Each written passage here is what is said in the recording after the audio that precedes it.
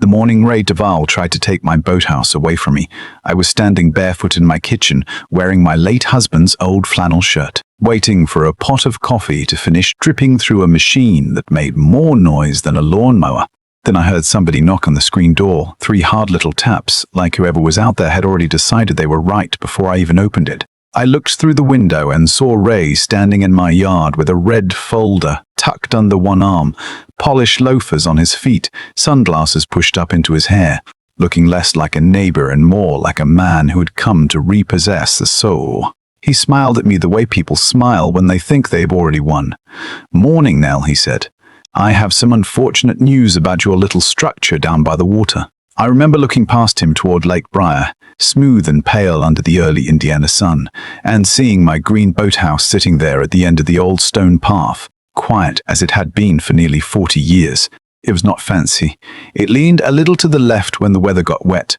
The roof had been patched twice, once by my husband Daniel and once by me after he passed. But it was ours, and more than that, it had been my place to breathe when the rest of the world got too loud. Ray lifted the red folder and said, "The Briar Cove Property Association has determined that your boathouse is out of compliance. It needs to be removed within 30 days. I blinked at him, slow, mostly because I thought maybe I'd heard wrong. "Removed," I said. Ray nodded like he was explaining something simple to a child. "The board believes it is a safety concern," he said, "and frankly, it does not match the direction this community is headed." That was when I looked at him properly, not as a neighbor, not as the man who had moved into the big white house near the bend 3 years earlier, but as somebody who had decided that my life was one of those old things he could clear away to make room for something prettier. I asked him who exactly on the board had made that decision. He smiled again, thin as a knife blade. "I am the board president now." "You know that?" "Oh, I knew. Everybody at Lake Briar knew." Ray Duval had been president of the association for 6 years, ever since he arrived with his new wife, his spotless blazer collection, and a 28-foot cabin cruiser called the Velvet Lady that looked like it belonged in Miami, instead of a little lake outside Morrow's Landing. He liked to talk about property values. He liked to say the phrase community standards as if it had been handed down from Mount Sinai. He liked telling people where to park their trucks, what color they could paint their shutters, how many flower pots were too many, and whether a child's basketball hoop was creating an eyesore. He'd fined old Mrs. Grady because her laundry line could be seen from the road. He told the Wilkins family their Christmas lights had stayed up 2 weeks too long, even though it was 20 below zero and Mr. Wilkins had a bad hip. He made people nervous in the way only a small man with a title can make people nervous, because he knew exactly how much trouble he could cause without ever raising his voice. I took the folder from him and opened it right there on the porch. The notice had all the usual words: violation, non-compliance, structural inconsistency, potential liability. But it also said something else, something I knew Ray had not put there by accident. It said the boathouse interfered with the association's planned shoreline improvement project. That was the real reason, not safety, not appearance, not liability. Ray had been talking for months about turning the south end of the cove into what he called a shared recreational corridor, which was a fancy way of saying he wanted a clean stretch of shoreline where he could build a larger community dock, advertise the neighborhood better, and maybe sell a few lots to folks from Indianapolis who wanted a second home with a nice sunset view. My little green boathouse stood right in the middle of his pretty picture. It was the last piece of the old lake he could not rearrange. I handed the folder back to him and said, "Ray, that boathouse was here before the association existed. My husband repaired it with county approval in 1978. I have the papers." Ray gave a small laugh. Not warm, not friendly. County approval does not override association standards now. I looked at him and said, "No, but it sure beats the opinion of a man who thinks a clipboard makes him king." His smile disappeared for just half a second. That was the first time I saw it. The little twitch in his jaw, the flash behind his eyes. Ray did not mind people disagreeing with him in private. What he could not stand was someone making him look small. He leaned closer and lowered his voice. "I am trying to help you avoid a difficult situation," he said. "Then I guess you should start by leaving my yard," I told him. He stood there a moment, looking toward the boathouse, then back at me. 30 days, Nell," he said. "After that, the fines begin." Then he walked away, and I watched him cross the gravel road toward his house, toward that wide concrete drive and the big polished boat he kept tied to the community dock, as if the lake had been built for him personally. I wish I could say I was calm after that. I was not. I stood in my kitchen with the coffee burned black in the pot, holding that red folder like it was a snake. I was 52 years old in 1995, widowed for 3 years, working 3 afternoons a week at the county hardware store, because I liked seeing people and because grief gets strange when you let it sit in a quiet house too long. Daniel and I had bought that place in 1971, when Morrow's Landing was still mostly bait shops, gravel roads, and little summer cabins with mosquito screens on the porches. We raised our daughter there on weekends. We taught her to fish from that boathouse. Daniel kept a dented tackle box in the corner with a note inside from the first time she caught a bluegill, written in her crooked 7-year-old handwriting. Dad says I am the best fisher in Indiana. I never moved that note. I never could. The boathouse had become the one place where Daniel still seemed close, not in a spooky way, nothing like that, just in the ordinary way. Memories live in wood and nails and old smells. There was cedar in the walls, gasoline in the floorboards, coffee rings on the little bench by the window, and a rusted metal hook where Daniel used to hang his raincoat. Ray Duval did not know any of that. Or maybe he did not care. By noon, half the neighborhood seemed to know about the notice. That was the thing about Lake Briar. You could sneeze on the east side of the cove, and someone on the west side would offer you chicken soup by dinner time. My neighbor Earl Vinton came over around 2 with a 6-pack of root beer and his old yellow Labrador who'd been gray around the muzzle since the Reagan administration. Earl had been a county surveyor before he retired, and he had the kind of face that made strangers tell him secrets without realizing it. He read Ray's letter on my porch, took off his glasses, cleaned them on his shirt, then read it again. "Well," he said, "this is horse manure." I laughed once, sharp and bitter. That was about as comforting as anything could have been that day. Earl tapped the page with one thick finger. "He's calling it a shoreline improvement project," he said. "That means he's not after the boathouse because it is unsafe. He is after the land under it." I told him I knew Ray wanted the South Cove opened up. Earl nodded. "He has been trying to get people to sign those shoreline access agreements," he said. "You remember the ones he passed around in March?" I did remember. Ray had called it a voluntary access easement. He wanted several of us with waterfront property to give the association permanent access across the strip of land between our homes and the lake. He promised better paths, more safety, a nicer community dock. But when I read the fine print, it gave the association broad authority to build and maintain structures near the shoreline, and I'd not worked 30 years balancing invoices at Carver Supply just to sign something I did not understand. I told Ray no. He had smiled at the time, but there had been something cold under it. "You should reconsider now," he had said. "Progress needs cooperation." Now, sitting on my porch with Earl and his dog snoring by my feet, I realized that red folder had been waiting for me since the day I said no.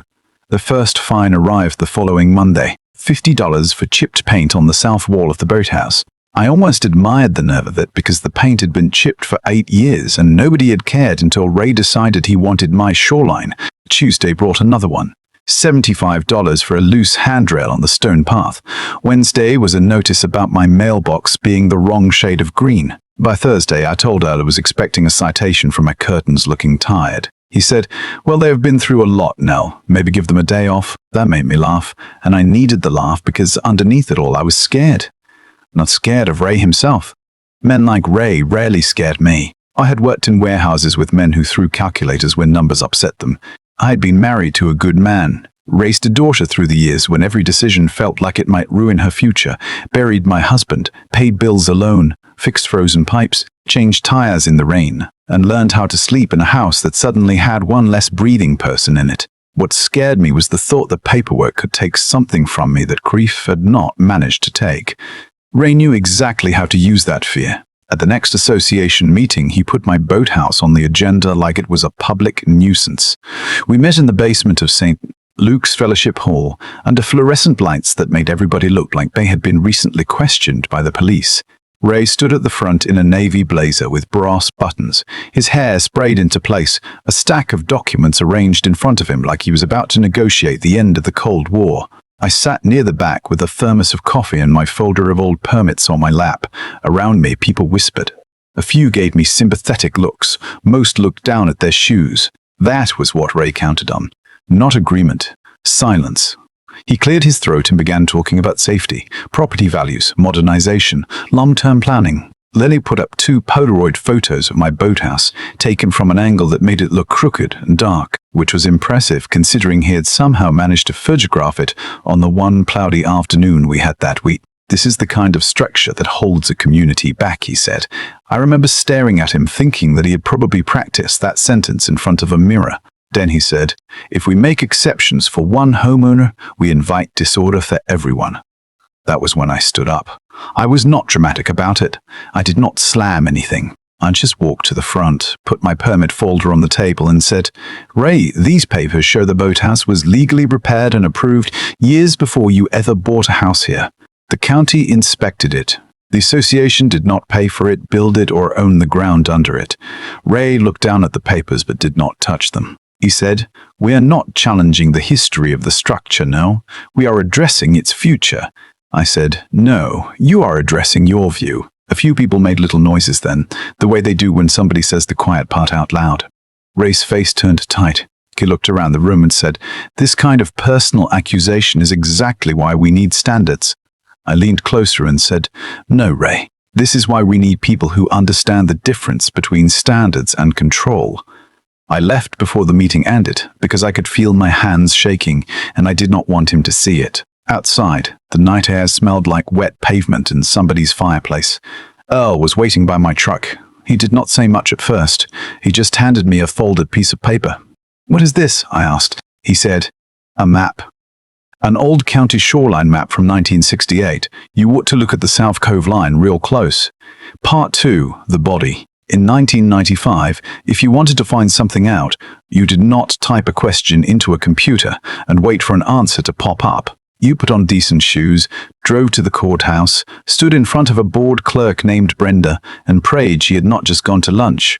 The next morning, Earl and I drove into Morrow's Landing with a thermos, a box of donuts, and that old shoreline map folded between us. The courthouse records room was down a hallway that smelled like dust, old paper, and whatever had been burned in the break room microwave sometime around 1987.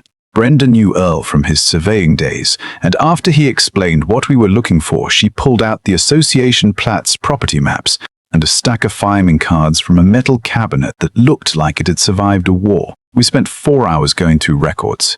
At first, I found nothing but old deeds, faded boundary lines, and meeting minutes filled with arguments about weeds, speed limits, and whether people should be allowed to keep boats in their driveways over winter. Then Earl found it. The community dot Ray treated like his private marina was not where the original association plan said it should be. It had been extended 12 feet into what the county called the emergency access corridor. Not only that, the floating platform where he kept the Velvet Lady tied up was not approved in any meeting minutes we could find.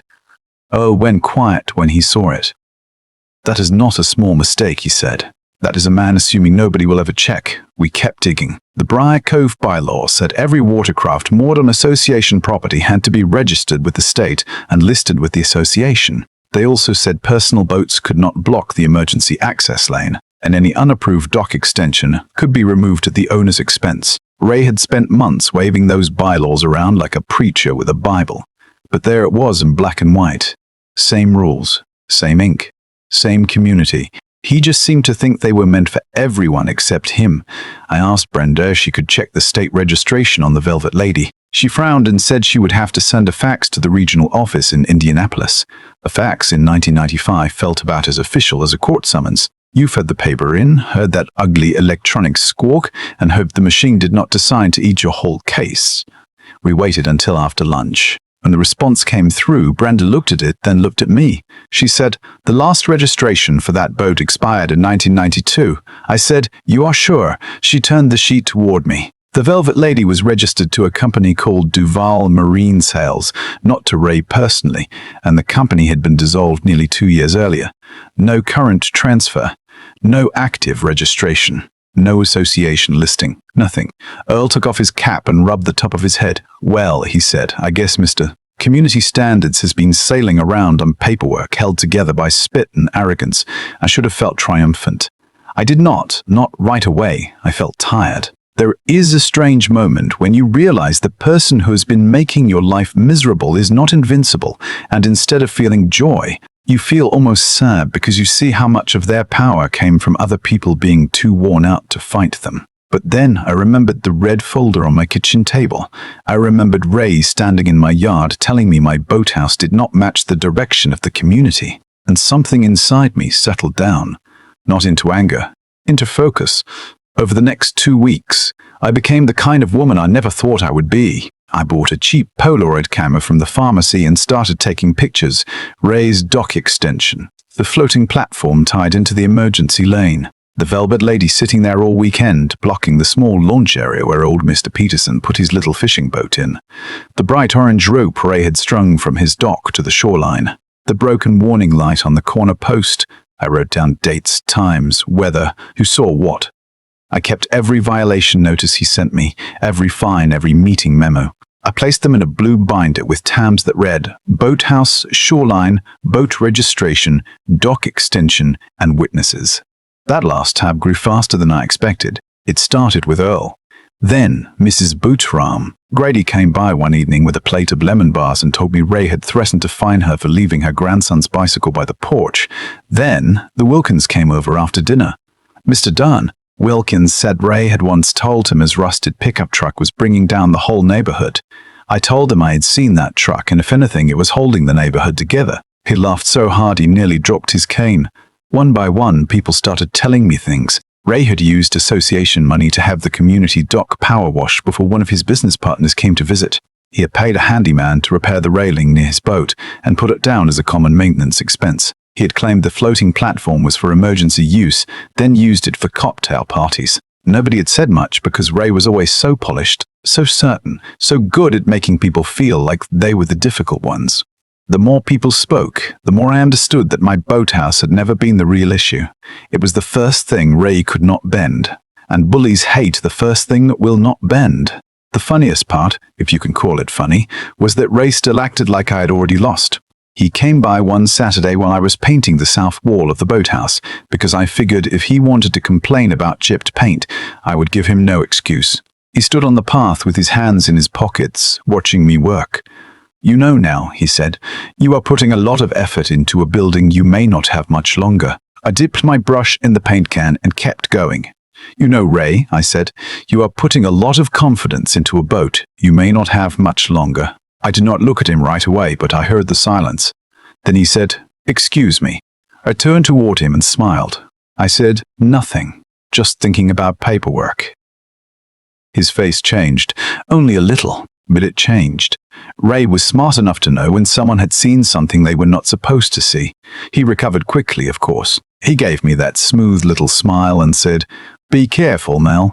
People can make trouble for themselves when they start reaching beyond their own property." I leaned on the brush handle and said, "Funny, that is exactly what I have been thinking." He left then, but he did not walk away with the same easy stride. The next violation letter arrived the following Monday. This one was different. It was titled, Notice of Intent to Place Lien. Ray claimed that because I had not removed the boathouse, the association would begin legal action and could place a lien against my property for unpaid fines. I read it twice. Then I called a lawyer. Her name was Marjorie Kent, and she had an office above a florist shop in town. She wore sensible shoes, had silver hair pinned back in a bun, and spoke in a voice that made you feel like every foolish thing you had ever worried about was about to be sorted into neat little piles. I brought her the blue binder. She read through it for almost an hour without saying a word. Finally, she closed it, looked at me over her glasses and said, "Nell, your boathouse is protected by grandfather county approval, and the association has no authority to remove it without a legal basis they do not appear to have." I felt my shoulders drop for the first time in weeks. Then she tapped the boat registration documents. "But this," she said, "is interesting." I asked what she meant. Marjorie said, "If Mr. Marjorie said, Duval is using association property to store an unregistered boat in a restricted access lane, he's violating both the bylaws and state waterway rules. He has been threatening you with enforcement while ignoring the same enforcement himself. Is that enough to stop him?" I asked. She looked at me and said, "It is enough to make people look very carefully at what he has been doing." Marjorie helped me write a formal response to the association. No yelling, no insults, no accusations that could not be proven, just facts. We attached copies of the old permits, The county maps, the registration record, the meeting minutes, the photographs, and signed statements from neighbors. We sent one copy to the Briar Cove Board. We sent another to the county planning office, and we sent another to the state meterways division. I remember watching the woman at the post office stamp those envelopes and thinking, well, Daniel, you always said I kept good records. Turns out you were right. Again, the association announced an emergency meeting for the following Thursday. The notice said the board would vote on legal action against me and consider a special assessment for shoreline improvements. That was Ray's final push. He wanted the board to vote before the state or county could respond. He wanted to make it look like the entire community had chosen progress over one stubborn widow and her old green boathouse. By then, though, the mood around Lake Briar had changed. People had stopped looking away when Ray passed them. They had started asking questions. Why had the association spent money on Ray's dock? Why had he never disclosed the boat problem? Why had he been so eager to tear down a structure that had been legal for decades? Fear has a funny way of disappearing once people realize they are not the only ones who have been afraid. The night before the meeting, Earl came over with a small portable television and a VHS tape. "What is this?" I asked. He grinned. Evidence.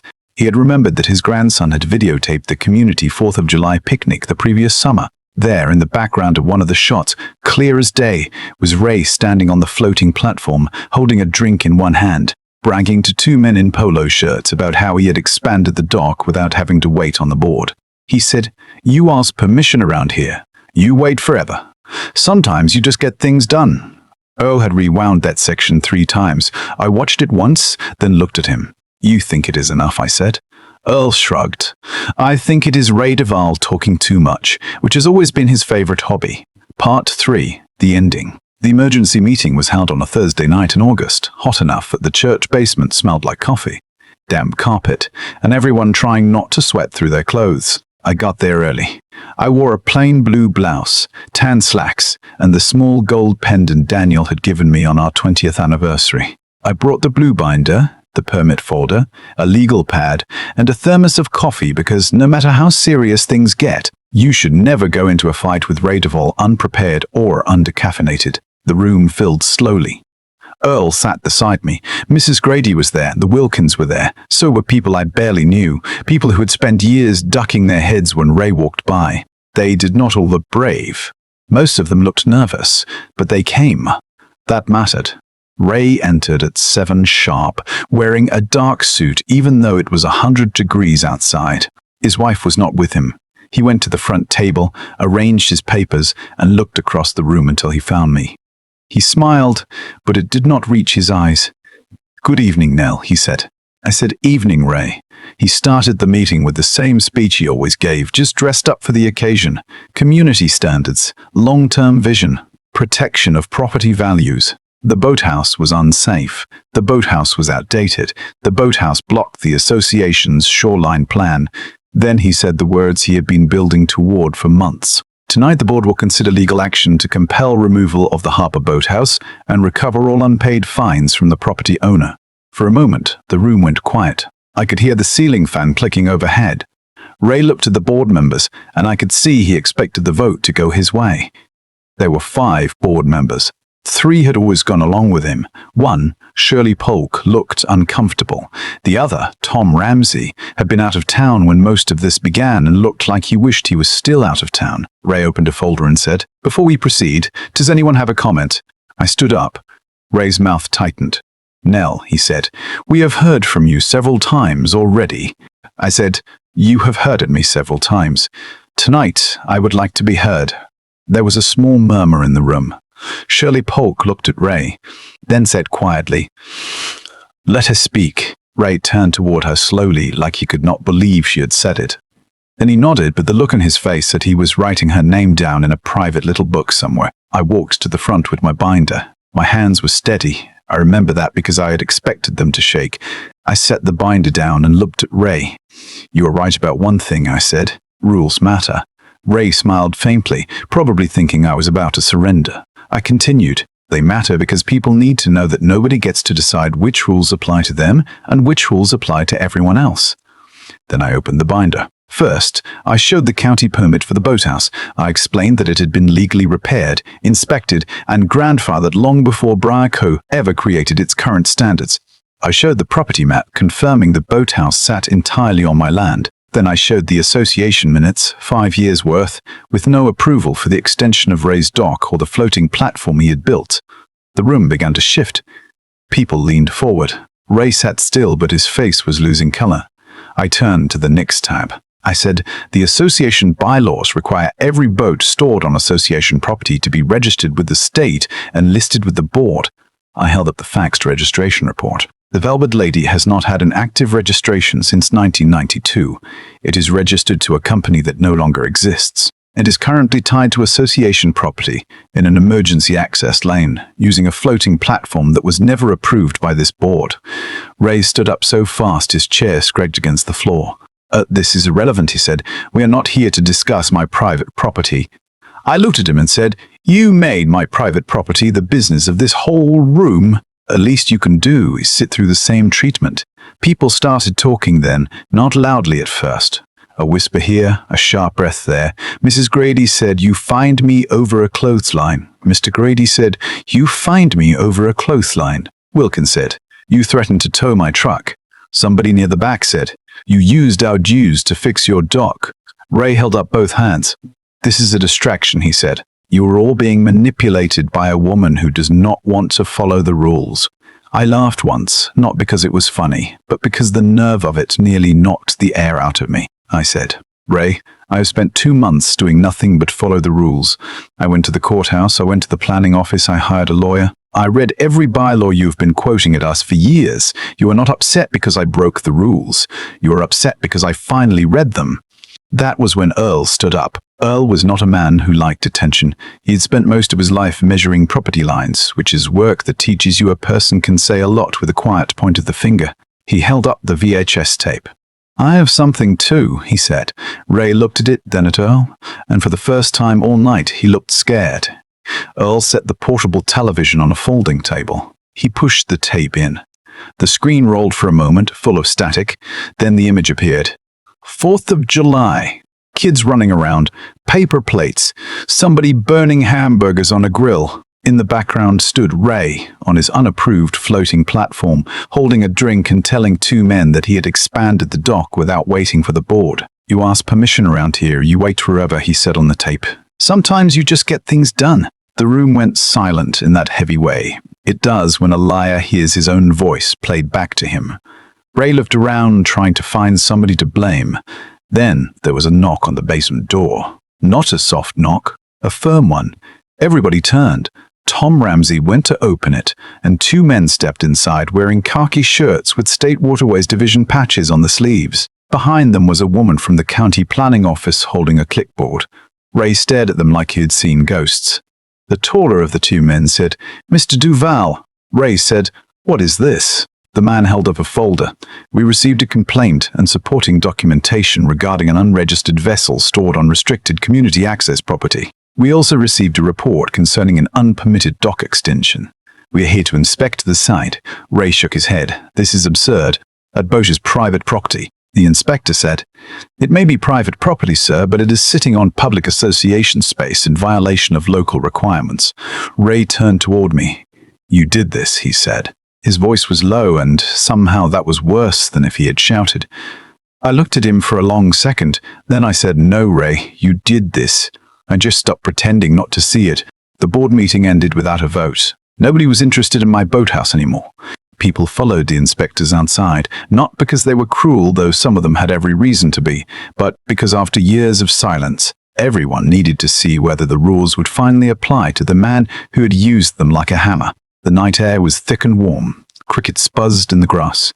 We walked down the hill toward the community dock, and there she was, the Velvet Lady, white hull shining under the lights, Ray's pride and joy, tied to the illegal platform like it was a throne. The inspectors measured the dock, checked the registration numbers, looked through the paperwork Ray kept in a waterproof box on board. He tried to argue. He said the registration was in process. He said the platform was temporary. He said he had always intended to bring the issue to the board. The county woman asked him when. He had no answer. Then the inspectors said the boat could not remain there. It had to be removed from association property immediately. Ray said, fine, I will move it in the morning. The inspector shook his head. No, sir. It is being impounded until the registration and ownership issues are resolved. That was the moment Ray lost whatever was left of his composure. He stepped forward, his face red, and said, "You cannot impound my boat. Do you know who I am?" Earl, standing beside me, whispered, "Apparently not anymore." I had to bite my lip to keep from laughing. A marine recovery truck arrived about 20 minutes later, bright headlights cutting across the trees. Two men backed a trailer down toward the ramp while Ray stood there in his expensive shoes, muttering and pacing, trying every trick he knew, charm, threats, outrage, wounded dignity. None of it worked. The boat was eased loose from the dock, secured, winched up, and lifted out of the water while the whole neighborhood watched. Ray tried to stand in front of the truck at one point, which would have been more impressive if the grass had not been soft from rain that afternoon. One foot sank, nearly to his ankle in mud, and he had to catch himself on the side mirror. Nobody laughed out loud at first. Then Mrs. Grady did. It was just a little snort, but once it started, the tension broke. Me and people laughed, not because Ray was standing in mud, although that was part of it, but because for years he had made everyone feel small, and suddenly he looked exactly as small as he had always been. He stood there watching the Velvet Lady disappear down the road, lights flashing red across the lake, and I felt something I had not expected. Not joy, exactly. Relief. The kind of relief that comes when a storm finally moves past and you step outside and realize your house is still standing. 2 weeks later, the association board held another meeting. This time, Ray was not sitting at the front. Shirley Polk had called for a vote of no confidence, and people who had spent years agreeing with him suddenly found their voices. He was removed as president by a 4-1 vote. The board dropped every fine against me, withdrew the demand to remove the boathouse, and agreed to repair the emergency access lane and remove the unapproved floating platform at Ray's expense. Ray did not show up for the vote. I heard he had gone to Indianapolis to deal with the boat paperwork. I also heard he told anyone who would listen that I had ruined his life. Maybe I did ruin the version of his life where he got to bully people without consequences. I have thought about that more than once, because the truth is I'm not proud of humiliating anybody. I did not wake up wanting Ray's boat hauled away in front of the neighborhood. I wanted him to leave my boathouse alone. I wanted to sit by the water and drink coffee without checking the mailbox for another red envelope. But Ray made everything public when he turned my home into an example. He wanted the community to watch me lose. In the end, the community watched him answer for the rules he had used against everyone else. By autumn, the leaves around Lake Briar had turned gold and copper, and the water looked like melted glass in the evenings. I painted the last wall of the boathouse myself. Earl helped me replace the old handrail. Mrs. Grady brought lemon bars. The Wilkins brought their grandson, and he caught a fish so small it could have fit inside a cereal bowl, but he held it up like he had landed a whale. One evening, I sat inside the boathouse with the door open, listening to the water tap against the pilings, and I found Daniel's old raincoat still hanging from that rusted hook. I ran my hand over the sleeve and thought about how close I had come to losing this place. Not because it was unsafe, not because it was illegal, but because one man decided his plans mattered more than my history. That is what stayed with me. Not the boat, not the meeting, not even Ray standing in the mud. What stayed with me was the lesson that people like Ray do not always win because they are stronger. Sometimes they win because everyone else is tired, busy, polite, or scared of being the next person in the crosshairs. But the moment somebody starts asking questions, saving receipts, reading the fine print, and saying no out loud, the whole thing can start to crack. Still, I will ask you this, because I know not everybody will see it the same way. Did Ray deserve to be exposed in front of the neighborhood, or should I have given him a private chance to fix what he had done? Was that justice, or was it revenge wearing a nicer dress? I know what I think, but I am curious what you think. Tell me in the comments, because community conflicts are never as simple as one person being right and another person being wrong. And if you have ever dealt with a controlling neighbor, a difficult HOA board, a boss who abused their little bit of power, or somebody who tried to take what you earned, share your story below. Like the video, subscribe, and stay close, because sometimes the quietest person in the room is the one who has finally decided to stop being pushed around.